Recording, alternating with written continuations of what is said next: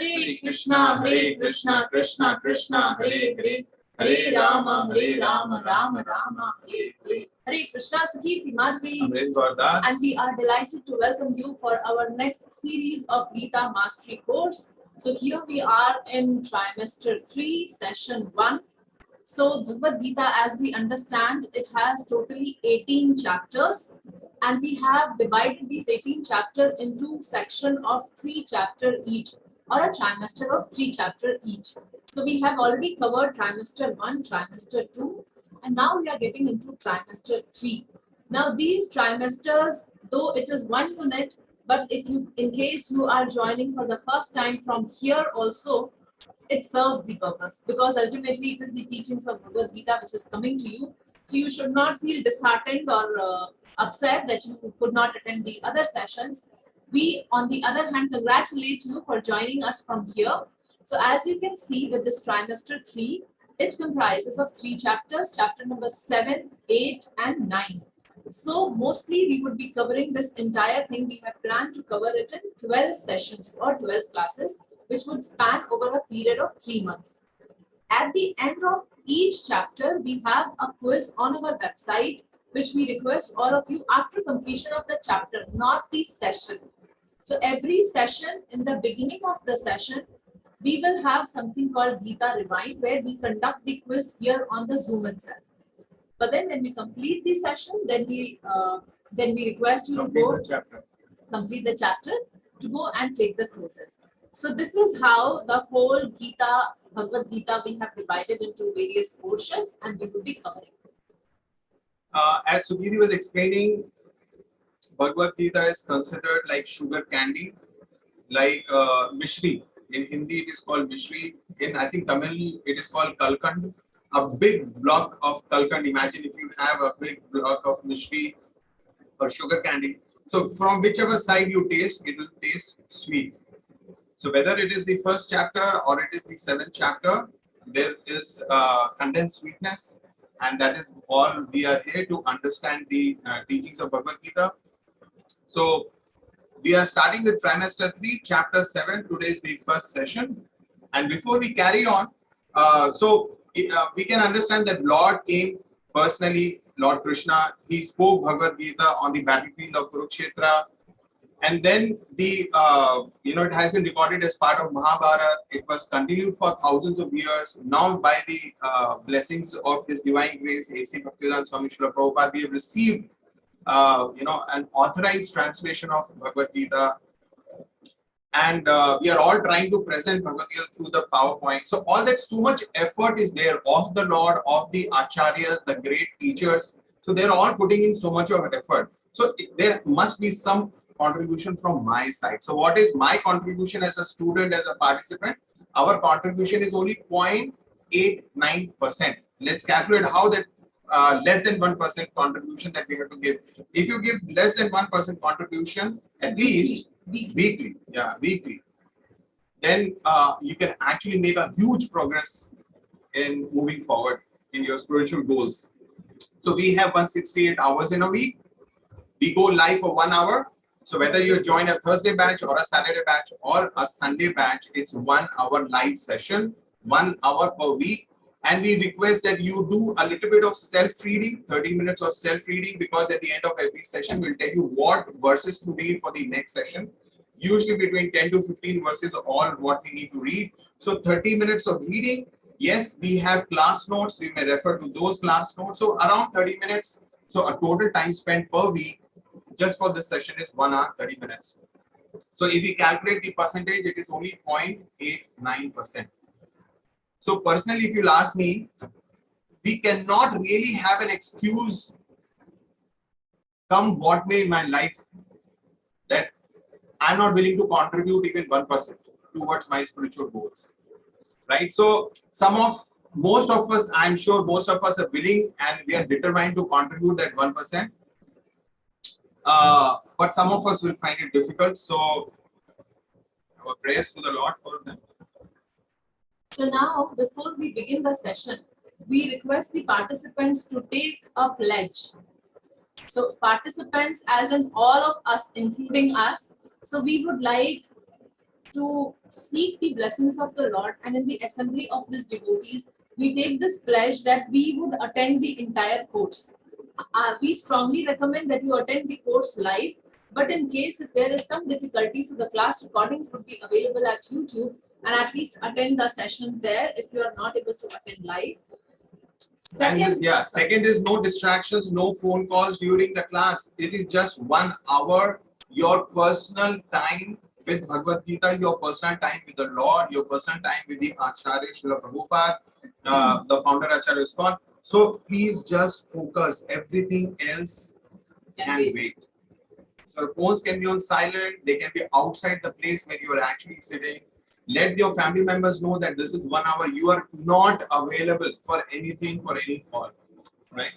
Then next is that in this session, generally what we would do is we would be covering say 10 to 12 verses every week. So now it is a tightly packed program. So in case if you have doubt, our moderator would be sharing a question and answer link, which you can actually save it with yourself, and at any time, whenever you have any doubt, you can actually post a question over during there. the session or after the session. Yeah, when you are doing your self-reading or going through the notes, anytime if you have any question, you can share your question there. And for those Q&A session, we go live every Sunday 5 to 6, and then we will be answering those questions.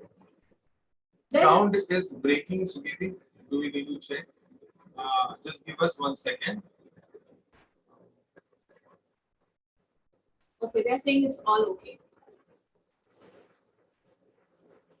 Is it better now? I hope it is better. We made slight improvement to that. Okay.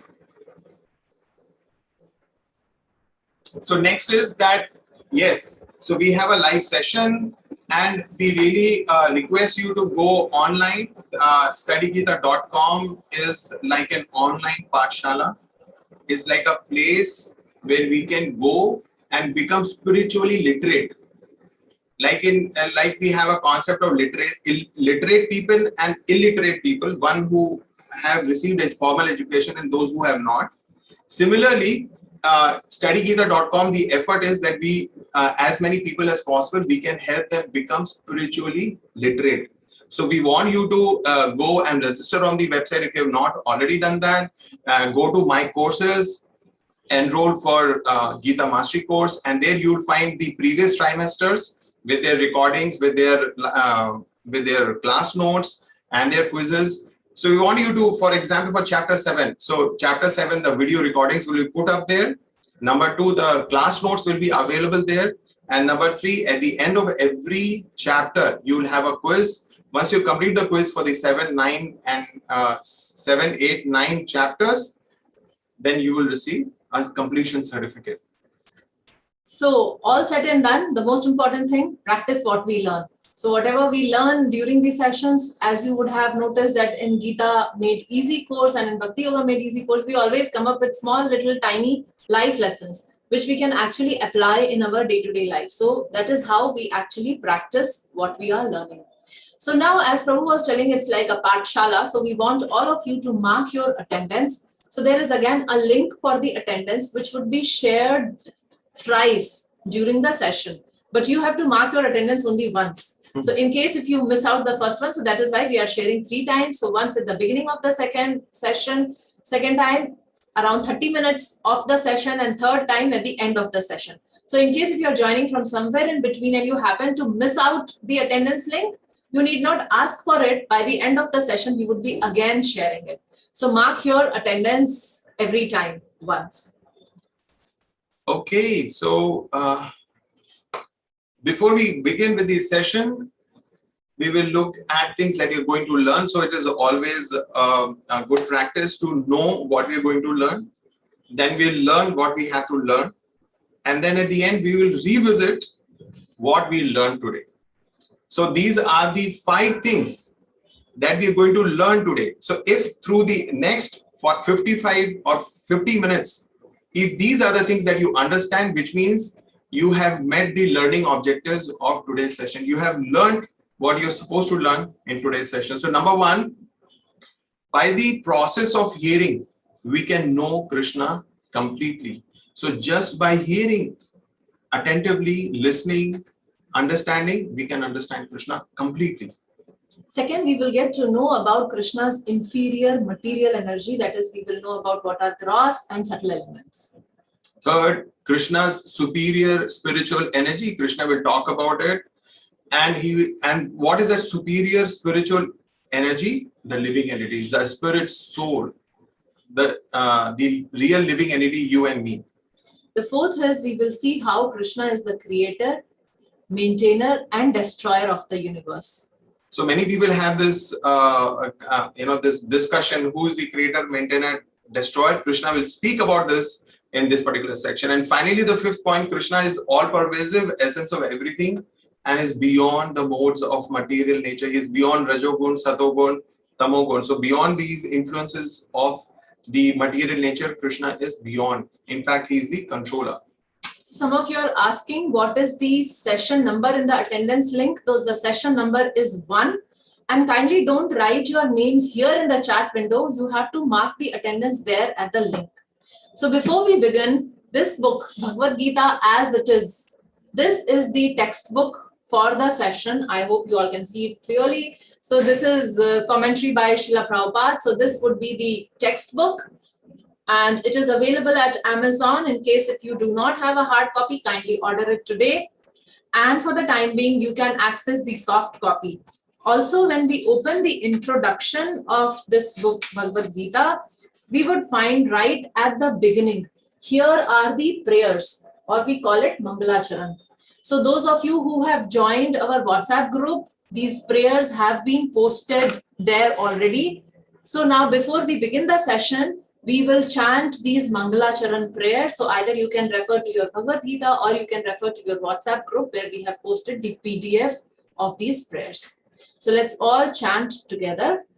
Om Ajnanatirmirandasya Jnananjana Shalakaya Chakshurunmilitam Yena Tasmai Shri Gurave Namaha Shri Chaitanya Manovishtam Sthapitam Yena Bhutale Swayam Rupa Kadamahyam Dadati Swapadantikam Vandeham Shri Guru Shri Yuta Padakamalam Shri Guru Vaishnavamscha Shri Rupam Sagrajatam Sahagana Raghunathanvitam Tam Sajivam Sadvaitam Savadutam Parijana Sahitam Krishna Chaitanya Devam Shri Radha Krishna Padan Sahagana Lalita Shri Vishakhan Vitamsha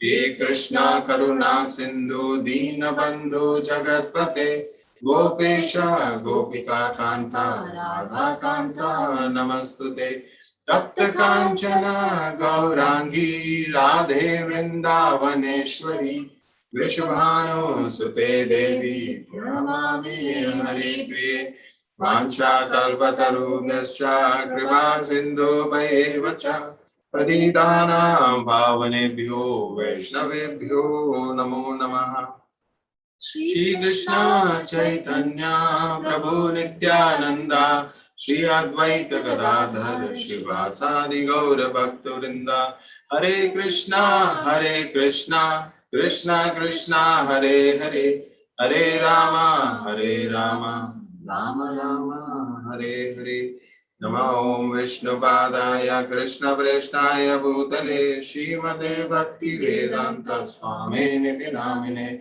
Namaste Saraswate Deve Gauravani Pracharine Nirvishesha Shunyavadi Ashyati Deshatarine Mukam Karoti Vachalam Pangam Langayate Girim Yat Kripa Tamaham Vande Shri Guru Diyataram Paramananda Madhavam Shri Chaitanya Ishwaram. Hare Krishna. So now officially we are beginning with the seventh chapter, first session today. That was all the orientation about the trimester. So here, as you can see on the screen, this chapter has total 30 verses and it's divided into 5 sections. So in today's session, we would attempt to cover the first two sections, that is from shloka number 1 to shloka number 12. So beginning with the first section, knowledge through hearing. And when we are talking about knowledge, we know that the chapter title, you can see at the bottom, it's knowledge of the absolute. So now is the time, for the first time, when Krishna is going to talk about himself in Bhagavad Gita. He's going to give the knowledge about the absolute, or which in turn means knowledge about Krishna himself. So let's hear from Krishna what he has to say. Shri Bhagavan Uvacha Maya Saktamanah Partha Yogam Yunjamadashayaha Asamshayam Samagram Mam Yatha Gyasyasi Tachunu. So Krishna is saying here, Tachnu. Tachnu means hear. Now hear. So what he's saying is, the Supreme Personality of Godhead said, now hear, O son of Pritha, how by practicing yoga in full consciousness of me, with mind attached to me, you can know me in full, free from doubt. So Krishna is telling here, or he is giving a process here as how one can know Krishna, and that too not 10%, 20%, 50%, but in full. Krishna says you can know me in full. So he is giving the process here. Some of you are sending some messages on chat to us, so we request you that anything, there is a moderator there, so kindly send any clarification, anything to the moderator, because the purpose of the moderator is to help you out. Yeah. So yeah, so moderator has messaged also, so he's there, so you can please chat with him if there is a need. Okay, so now Krishna is telling here, he's telling 4 things. First he says, hear from him. Hear from Krishna. So when we hear from Krishna, and how do we hear? In full consciousness of him, which means mind completely focused on him, thinking of him, absorbed in him. Third, he's saying practicing bhakti yoga. So there are Navavidhi Bhakti, 9 ways to perform this practice of bhakti yoga. So Krishna is referring that you practice bhakti yoga. Practice bhakti yoga is Shravanam. You are already doing that. So all those of you who are attending this session, you are already practicing bhakti yoga, because the most important element of bhakti yoga is hearing, Shravanam. So that is what you are doing. So practicing bhakti yoga with mind attached to him. So mind attached to him means that we are actually absorbed in his thought. So I give here an example of a mother. So like mother, how if she goes for shopping, or if she is with her friends, or if she is in her office, and yet if she looks around and she finds something like some toys, right, or some chocolates, or maybe some socks, small socks. So the mother is immediately reminded of her baby. So what is happening is, because the mother loves the baby so much, but the mind is attached. So externally she may be doing so many activities, but the mind is attached to the baby. So similarly, we have to get into that consciousness that our mind is always attached to Krishna. And when we do this process, when we hear from Krishna, so here we have some pictorial representation of the benefits what we derive when we are hearing from Krishna. So as you can see, the first picture, it says hearing about Krishna. So how do we hear about Krishna? We can hear from him through the parampara. So devotees who are qualified they come in a bona fide guru disciple parampara, we hear from them the message of Bhagavad Gita. And when we start hearing from Krishna, so as a result, Krishna becomes our best friend. Actually, we have not realized, but Krishna is our best friend indeed. So when we start listening about him, when we start hearing his instructions carefully, then he becomes very active.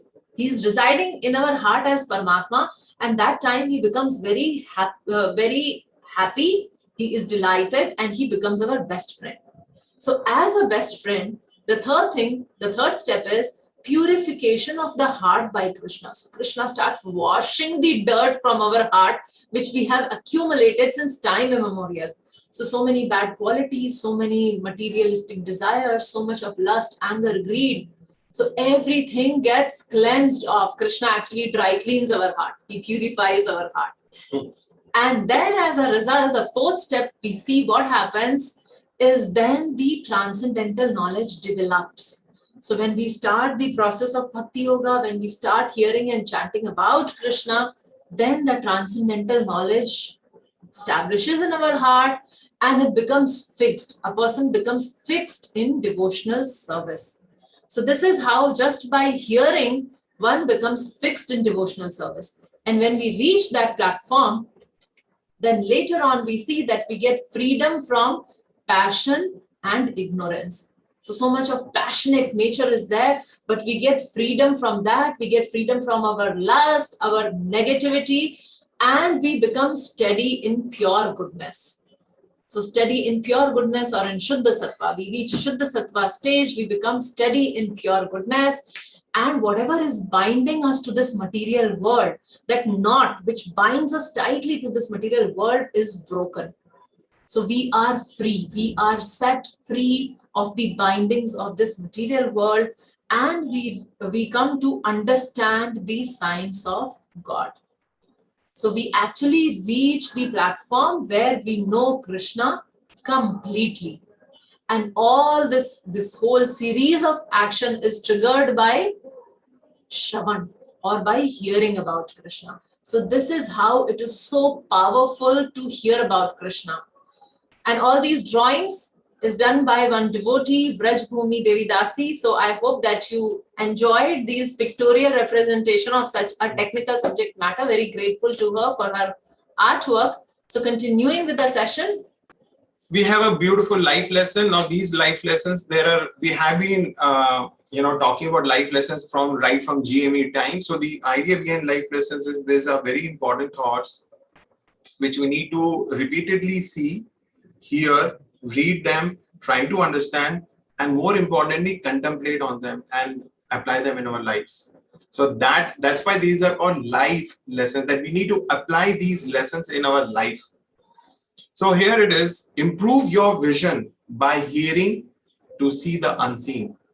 There are so many things which we cannot see. Our eye may be excellent condition, 6x6 vision, but there's still so many things we don't see. So before we came in touch with Bhagavad Gita, before we came in touch with Srila Prabhupada's ISKCON institution, how many people knew actually in reality that we are not this body, but we are spirit soul?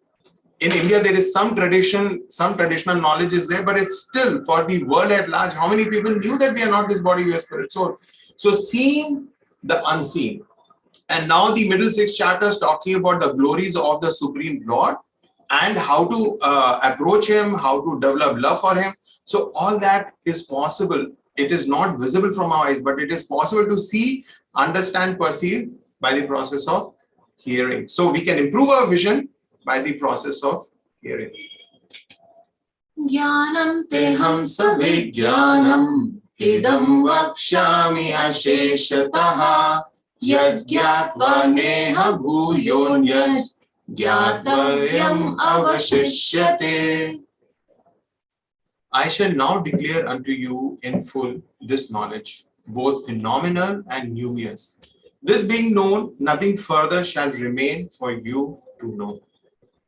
So this is a very astounding verse. Krishna is saying that now, Arjun, I'll give you Gyan. Here he says Gyan, and I'll give you Vigyan. I'll give you knowledge, and I will give you Vigyan. I'll give you the realization. So knowledge is one we can receive, and Vigyan, or the realization of the Lord, realization of the sweetness of the Lord, which is very, very rare and difficult to achieve. But Krishna is saying, I will give you. I shall now declare unto you. So so we need to understand that if we are trying on our own, it is not possible to achieve.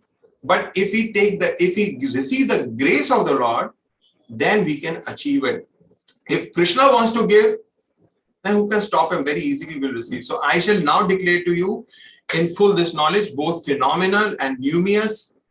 We will see the meaning of these words a little shortly. In one of these slides, we will see.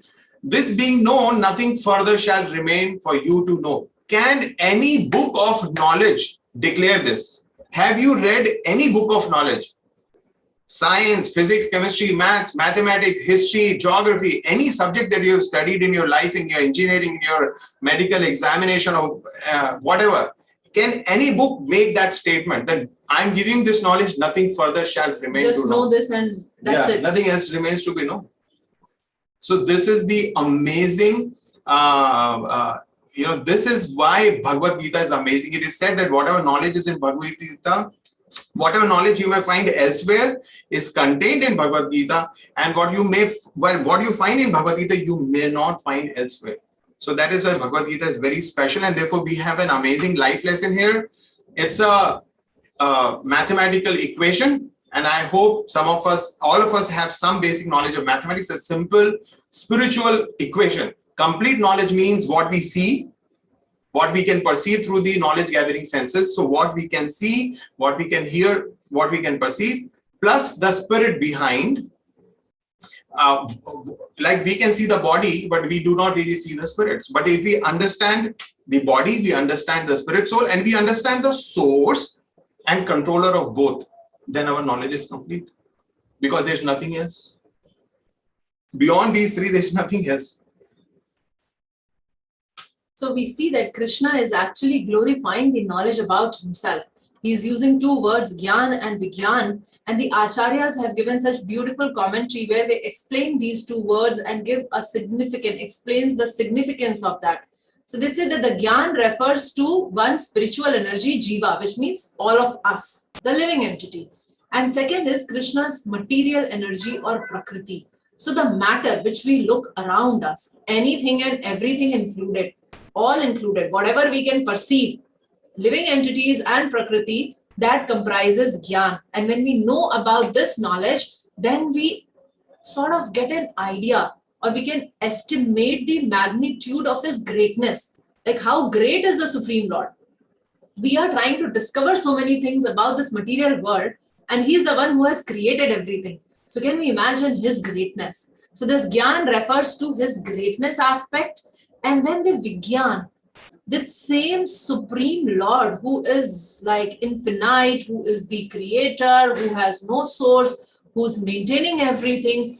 That person, he becomes a small boy, and he is there in the streets of Vrindavan playing pranks with others, or stealing a little butter from somebody else's pot, or playing with his friends, or killing the demons.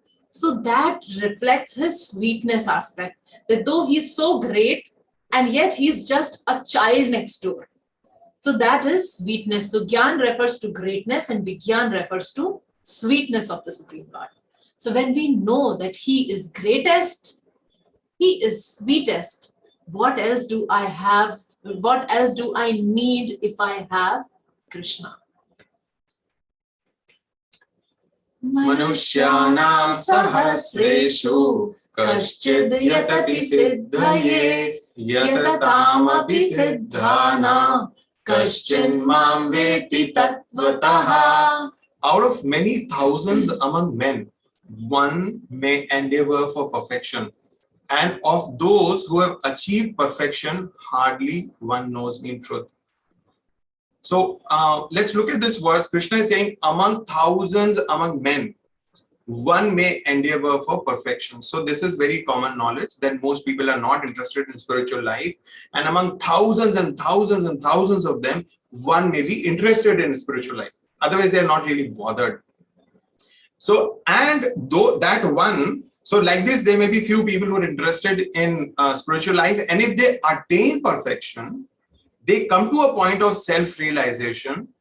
They realize that I am not this body and spirit soul. And of those who achieve perfection, hardly one knows me in truth. So even among those perfected beings who know that they are not this body, even they do not really know Krishna in tattva or in truth. So that's why, so Krishna in this particular verse, a very important verse, it's a memory verse. So in every chapter we'll highlight certain verses which are, so those of you who are very keen in memorizing, so these are the verses which you should definitely memorize. So these are memory verses. So here Krishna is highlighting the rarity of this knowledge. It is very, very rare. If some of you were part of with us in the Gita Mastery course or Gita Made Easy also in the chapter 2, where Krishna talks about that we are not this body and we are spirit, soul, and we discussed about near-death experiences and past life memories. So even from that, we can some kind of inference we can draw that we are not this body. But knowledge of God is not possible unless God himself gives that. And if we are willing to receive it. So that's why this knowledge is very rare. So out of many thousands, one may endeavor for perfection. And those who achieve perfection, hardly one may know me in truth. So therefore, this knowledge that Krishna is going to explain here is very, very rare. Right?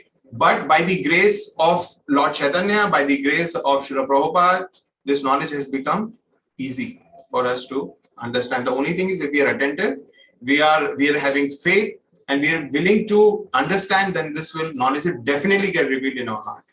So as it is mentioned here about the rarity of the thing, so we try to go in a little more detail that why is it so rare? It is so rare because even if people know Krishna as God, especially among Hindu, there is this dilemma. Krishna is God, okay, Krishna is also God. But there are so many other gods. So one is there is a confusion there that Krishna is God. No, Krishna is also a God and there are so many gods. Second is that they make Krishna as their God because of certain other reasons. Like I'm a Yadava and Krishna is a Yadava. So I have my affection and liking towards Krishna. Or Krishna plays flute and I like flute. So Krishna is my God. So people are so confused. I mean, even if they know that Krishna is God, they don't know what does it mean to be God. They have not attained this knowledge about that God. So that is why Krishna is saying that it is so very rare that even if people know me, and then, so second category, people know Krishna as God, but then what do they ask from him? So here we have, like some people may go to Krishna for wealth. All they need is wealth. Sugiti, but you have put all the demonetized notes there. Oh. Okay, anyways. So, yeah, so people may go to Krishna for wealth, not these notes. They want the new currencies or whatever. The valid notes. The valid notes, yeah. So people may approach Krishna for wealth, which they want for themselves. People may approach Krishna for followers. Who doesn't like followers? Like people enjoy, wow, another level of kick I get when people say, oh, you are so great. So people want follower. And that is why these days, whichever YouTube channel you see, even if they are celebrities, big celebrities, they keep requesting, please like, share and subscribe to my channel. Why? Because they want followers. Same goes with Facebook or Instagram, whatever. So people approach Krishna for followers. People may approach Krishna for beauty, that they want to look beautiful, they want to look attractive, or they want somebody who's attractive in their life. So opposite gender. So beauty. Some people may also approach Krishna for mystic power. So by mystic power, we mean some extraordinary power, which is like not very easy to do, some special power they want. And some, very few of those who are acquiring spiritual knowledge, they may go to Krishna for moksha or liberation. They may feel that, oh Krishna, enough of suffering. This Jivan Mrityu Jara Vyadhi bahut kar liya. I want to get out of the cycle of birth and death. Again, they want to attain moksha because they want to be happy. So wealth because they want to be happy. Followers because they want to be happy. Beauty, mystic power, moksha because they want to be happy. So ultimately, is there anything which we can do which makes Krishna happy? So that becomes very rare when my focus shifts to Krishna. So rarest of all is bhakti. So when I desire for bhakti, that is the verse. This verse is talking about them. And here we have a small snippet to demonstrate this verse. Just look at. What's that? Oh, you have to play this. Yes, I'm playing.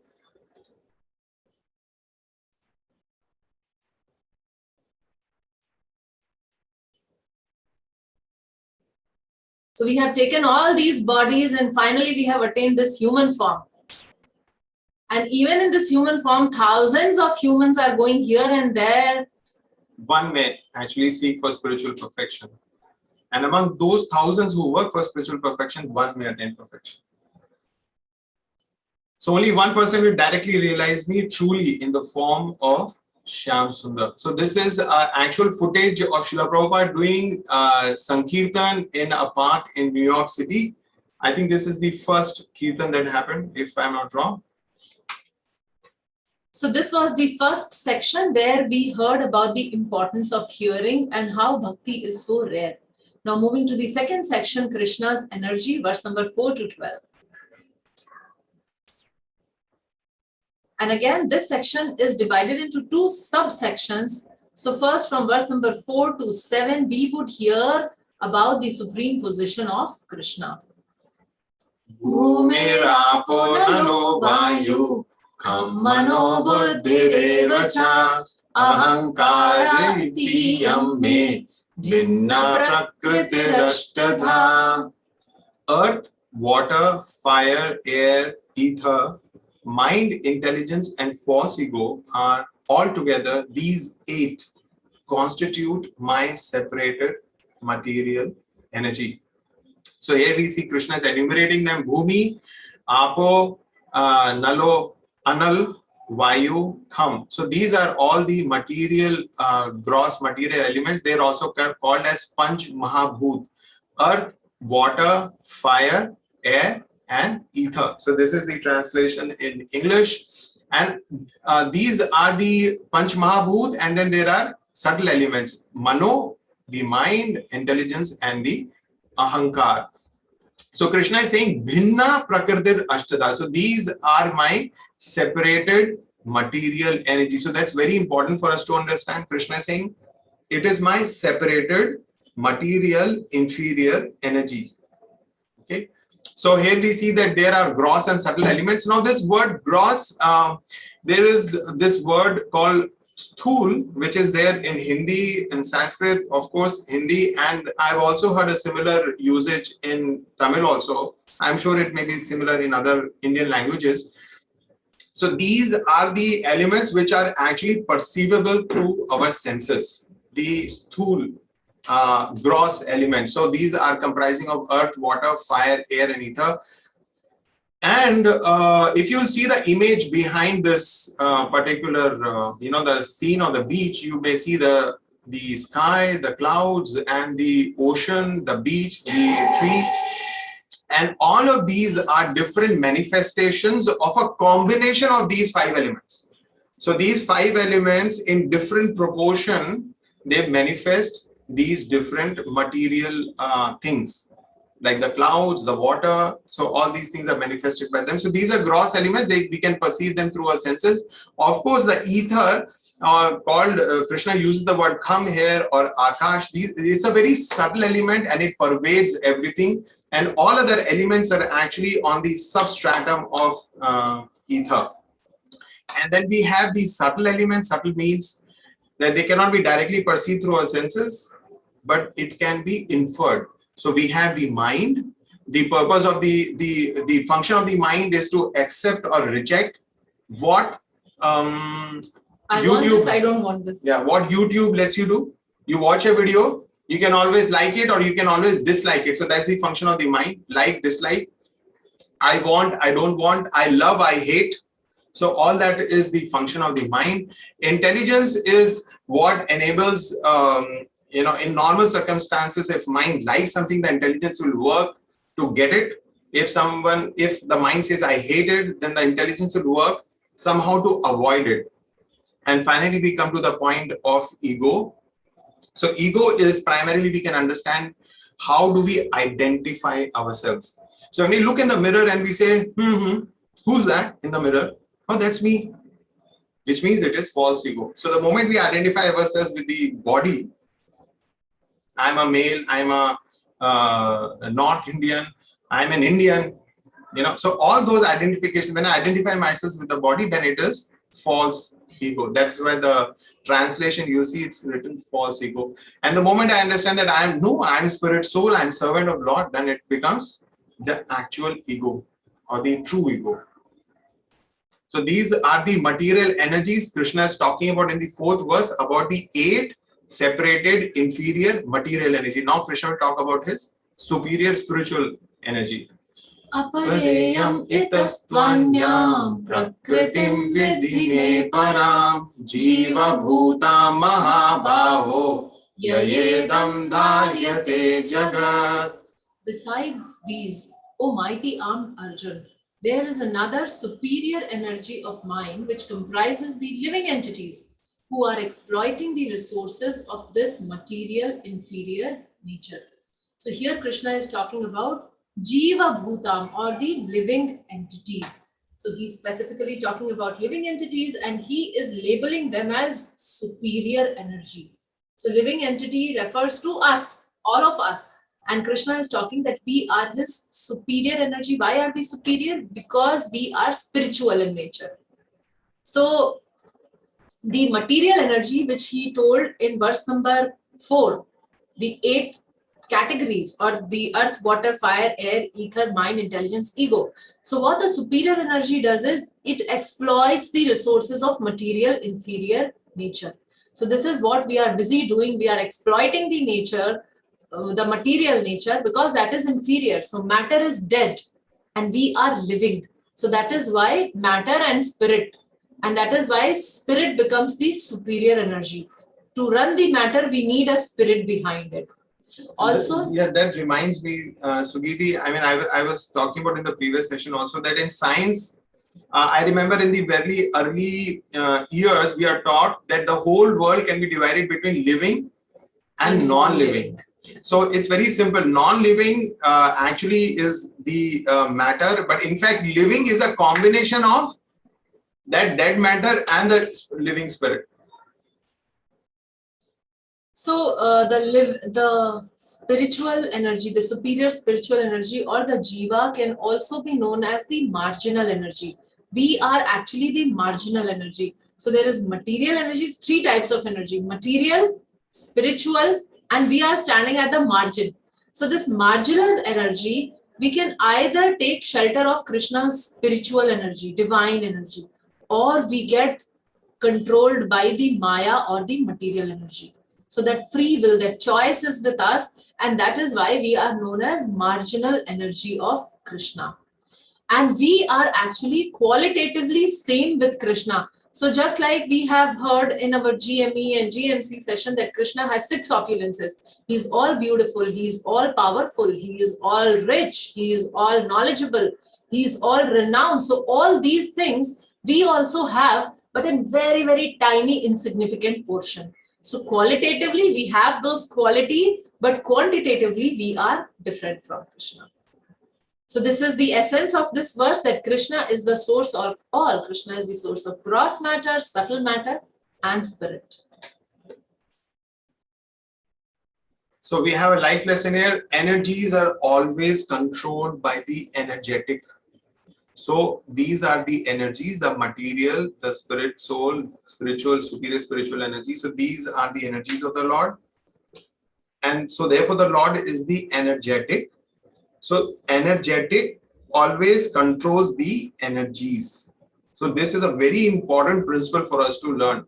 Energies are always controlled by the energetic, and therefore the living entities are controlled by the Lord and have no independent existence. So for everything, in fact, to even continue living in this body, we need the arrangement of the Lord. In fact, this whole body is an arrangement of the Lord. Later we will go and see a particular verse in Bhagavad Gita where Krishna uses the word yantra rudhani mayaya.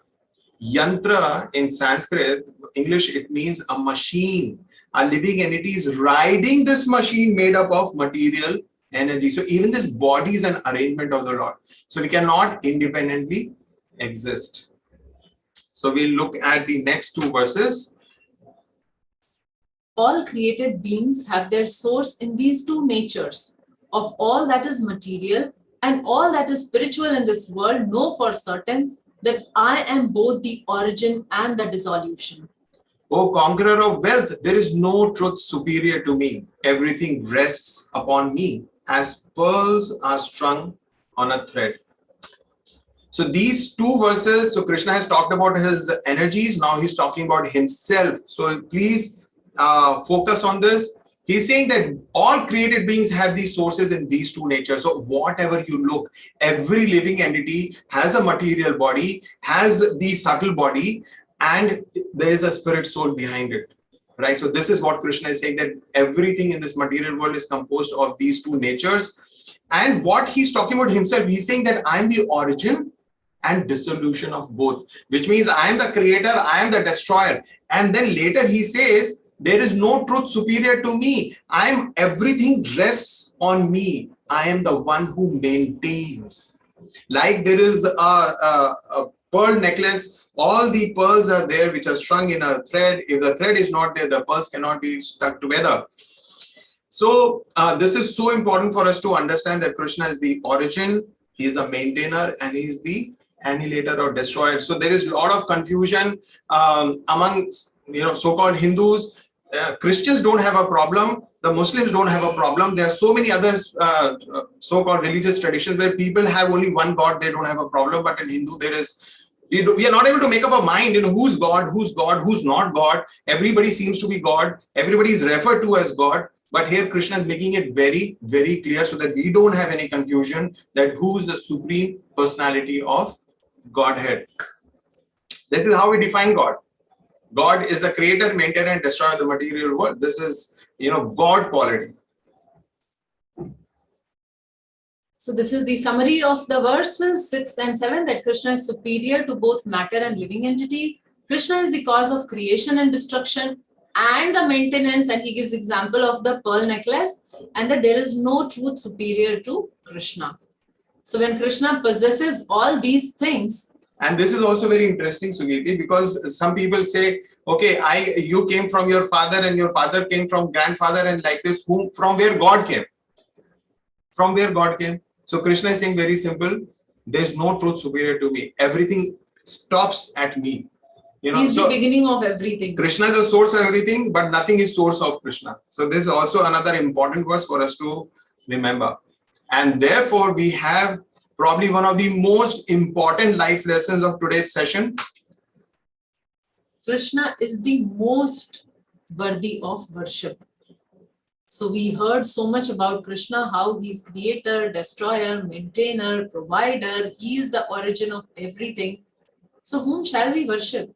He is the most worthy of our worship. So getting into the next subsection now, and I think that our moderator got very engrossed in the subject matter and forgot to send the attendance link. So people are requesting here for the attendance link. And some of you are still sending us personal messages. So please don't send your personal. So if you have anything which help you need, don't send it to Gita and Amrinder. Send it to moderator or moderator 2. So there are 2 of them. Kindly text your message to them and they will help you out. So getting into verses 8 to 11, which talks how Krishna is the essence of everything, how Krishna pervades everywhere. Rasoham apsu kaunteya prabhasmi shashi suryayoho pranavah sarva vedeshu shabdah khe paurusham rishu. O son of Kunti, I am the taste of water, the light of the sun and the moon, the syllable Om in the Vedic mantras. I am the sound in ether and ability in man.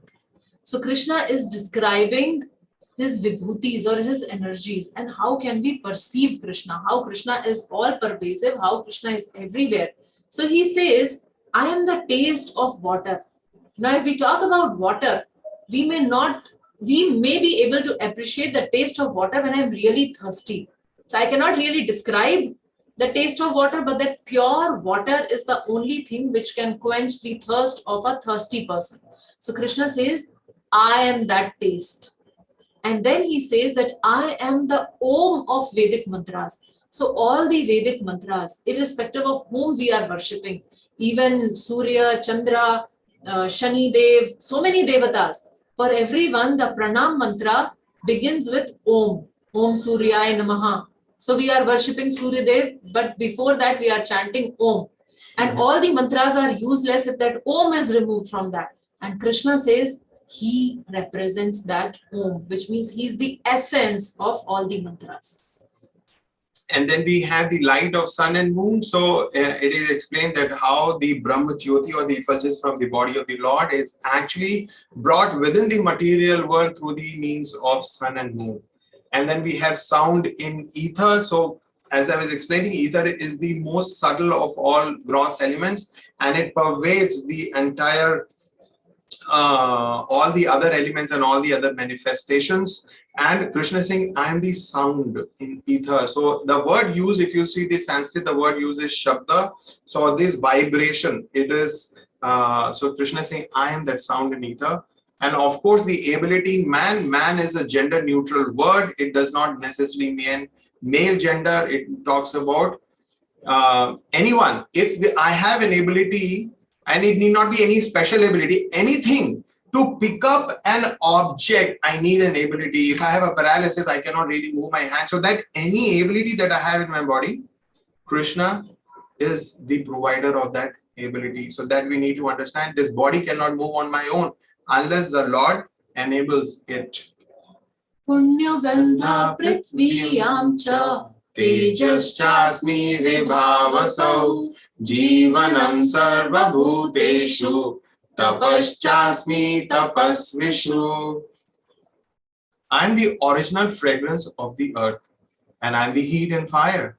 I am the life of all that lives, and I am the penance of all ascetics. So actually, when we are listening to all these different things Krishna is explaining, so he's explaining, we see that no aspect of our life is untouched by Krishna.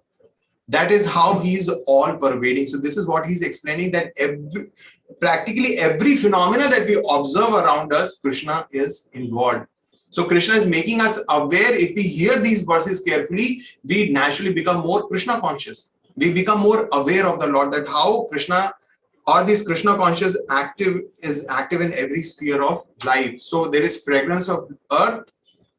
There is that everything actually in the material world naturally has some fragrance, and Krishna is saying, I am the fragrance of earth. Heat and fire. In fact, if there's fire, there's no heat. Imagine how can we cook our food, or how the factories can run. So that heat is the essence of fire. Without heat, what is the meaning of fire? So Krishna is saying, I am that heat and fire, and I am the life of all living entities. So every man, every person, every living entity has a duration of life, and that Krishna is the controller. Krishna wants, he can extend. Krishna wants, it can restrict. So if we follow the laws of God and if it is required, Krishna can extend our life. If we break laws of God, it is reduced or restricted. And then finally, Krishna says, I am the penance of all ascetics.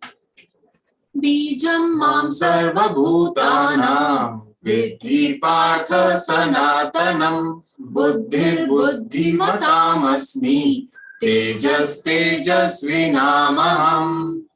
Bijam mam sarva bhutanam.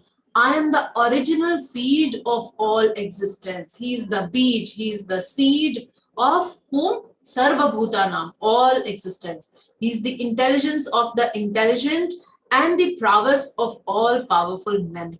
So Krishna is again describing his energies or his presence in the universe around us by saying that how he's the original seed of all existence.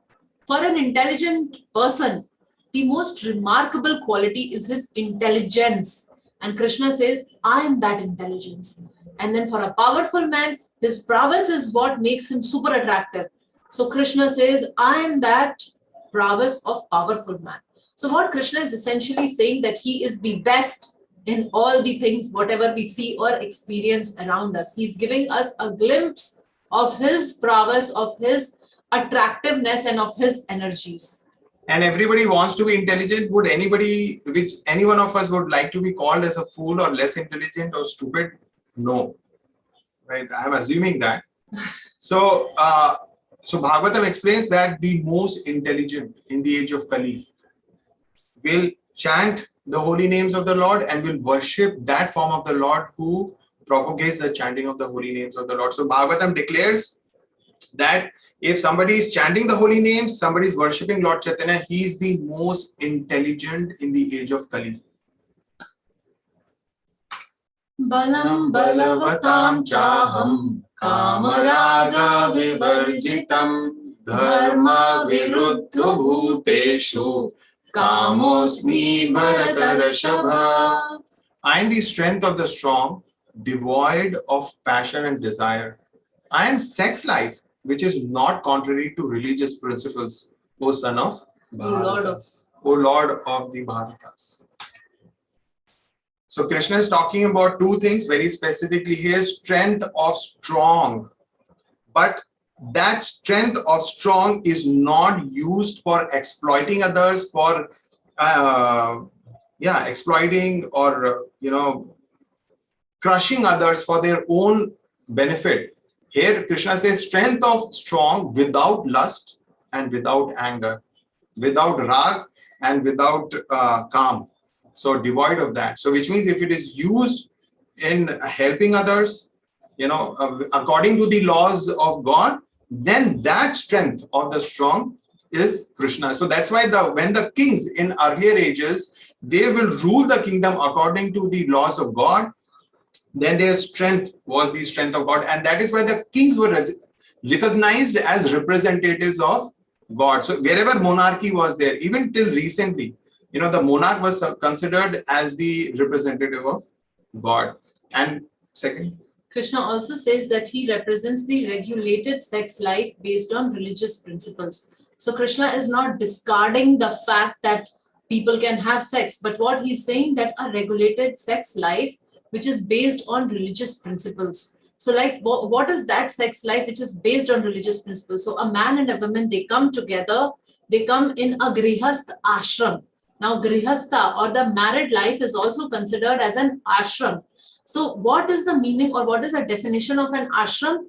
Ashram is a place where Krishna is in the center. So if a husband and wife come together, keep Krishna in the center, unite with each other to have Krishna conscious progeny, then that is the life based on dharma. So there are certain sanskaras which are described, the garbhadan samskar, which is done when the husband and wife decide to have a child, not when the wife is already conceived a child, but before they decide to have a child. So when they decide, then they do some sanskaras. They invoke auspiciousness and they pray for a pious soul to enter in the womb. So that is how whole thing is a very sacred experience. Married life is not for recreation. Married life, when the husband and wife come together, it is with the purpose of procreation, and that too Krishna conscious children. So Krishna says he is represented by that regulated sex life which is based on religious principles.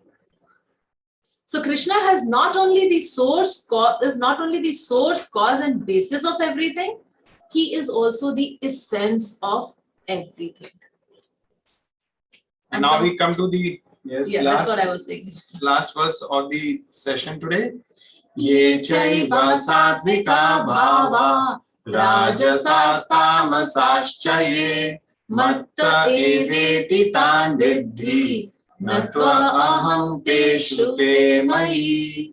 Know that all states of being, be they of goodness, passion, or ignorance, are manifested by my energy. I am in one sense everything, but I am independent. I am not under the modes of material nature, for they, on the contrary, are under me. So here Krishna is making another very important, significant point regarding himself. He's saying he is not governed by the laws of nature. Everybody else in the material world is tightly governed by the laws of nature, but Krishna is not governed by laws of nature. So when we read the pastimes of Krishna and Krishna performs amazing activities and pastimes, we understand that it is because Krishna is the Supreme Lord and is not governed by the laws of nature. And when Krishna is stealing, usually in material world, somebody steals, it is a mode of ignorance. But Krishna is beyond the modes. When Krishna is dancing with the gopis, in material world, boy and girl come together, it is mode of passion. But Krishna is beyond the modes of passion. He is beyond the modes of material nature. So which means when Krishna and a gopi they come together and they enjoy the rasa dance, which means that it is completely spiritual. There is no material mode of passion, ignorance, or even goodness involved in that. It is completely on the spiritual platform. So this is a very, very important for us to comprehend the position of Supreme Lord vis-a-vis us. So Krishna is saying that all the states of being, so there are times of the day which are in goodness, like early morning. There are times of day which are in passion, like the midday, or the evening and night, which is in Tamoguna. Krishna says, I am beyond all those states. And they are saying that all those states are actually manifestation of Krishna's energy. And he's saying that although I am everything, because everything is Krishna's energy, but Krishna is independent of that. So the energy and the energetic. So energetic controls the energy. The energy never controls the energetic. So this is the principle Krishna is explaining here. That Krishna is beyond the modes. And in fact, Krishna is not just beyond, he is the origin of modes, the controller of modes. And the modes never control Krishna. So there are three amazing words. So there is Gunadheen, Gunateet, and Gunashish. Gunadheen refers to people like us who are actually controlled. We are like the puppets in the hands of goodness, passion, and ignorance. We are actually controlled by the modes, influenced by the modes. Then there are Gunateet, like Lord Shiva and other exalted Vaishnavas, to whom the modes of nature has no control, no impact on them. And they are beyond the modes, yes. They are beyond the modes. And then there are Gunashish. So there is just one person who's Gunashish, who's the Supreme Lord himself, who controls the modes. So we are controlled by the mode. Gunateet have no control of the mode, and Gunashish are those who control the mode. So here we have a life lesson that modes control us, Krishna controls the modes. So take shelter of Krishna in case one wants to get out of the clutches of modes. So with this, we have come to an end of today's session. We have some announcements, so we request you to hold on. Yeah, before we make the announcements, the two things. One is the memory verse, as we discussed. Third verse of the 7th chapter is a memory verse. We request you to read the 8 verses for the upcoming session next week, verse number 13 to 20. And before Sugiti makes her announcements, we will just see what we learned. So we started with the session saying that what we are going to learn, we learned what we learned, and now we'll just remunerate. So just check whether you have understood these 5 things. If you have done that, which means you are successful. This session is a success and you could get these very important key points. Number 1, by the process of hearing, we can know Krishna completely. So this was enumerated in verse number 1, 2, 3. Second point, Krishna's inferior material energy, gross and subtle elements. So these constitute the inferior material energy. And this was in verse number 4. Number 3, verse number 4, but point number 3, Krishna's superior material energy constitute the living entities or the spirit soul. And this was verse number 5. Point number 4, Krishna is the creator, maintainer, and destroyer of the universe. And we saw this in verse number 6 and 7. And the balance verses, Krishna is all pervasive, essence of everything and beyond modes. So this we discussed in verse number 8 to 12. So this is what was our today's learning. And before you log off, we have few announcements here. So the first thing, the moderator has already shared the Q&A link. So whatever questions we have related to today's session or otherwise also, you can share at that Q&A link. You can send us and we will go live today evening 5 to 6 p.m. So we'll be taking up those questions. In case you are not able to join at that time, still you can watch the recording later, or we would be answering over the emails. So that is first thing. Second thing, hopefully you all have joined our WhatsApp group. If not, then please join by sending a message to 9840229226. And then we have the entire course available on StudyGita website. So for any inquiry regarding how to register, I mean, it's a very simple, straightforward process. But if in case you have any further inquiry, then our email ID is given over here, and kindly send your inquiries there.